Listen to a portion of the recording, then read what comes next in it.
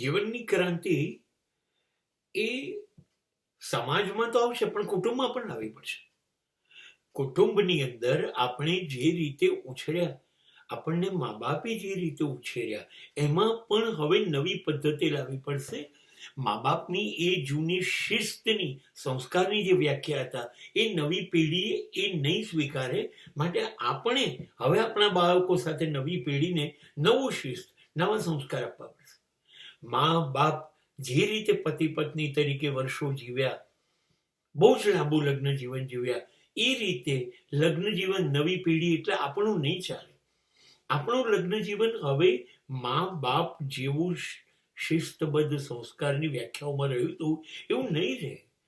હવે એ લગ્ન જીવન બદલાઈ ગયું, જેમાં પતિ માલિક અને પત્ની ગુલામ, અને પત્ની આખી જીવન એ જ કર્યા કરવાનું જે પતિ કહે એ નહીં ચાલ્યા કરે.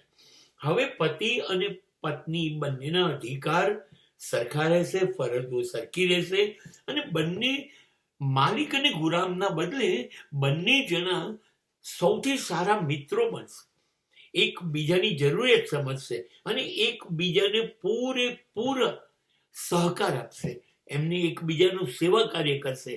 આ કોઓપરેશન અને ફ્રેન્ડશિપ ઉપર જ હવેના સમયનું લગ્ન જીવન ટકી શકે એમ છે, અને એ બદલવું એ જીવનની ક્રાંતિ છે.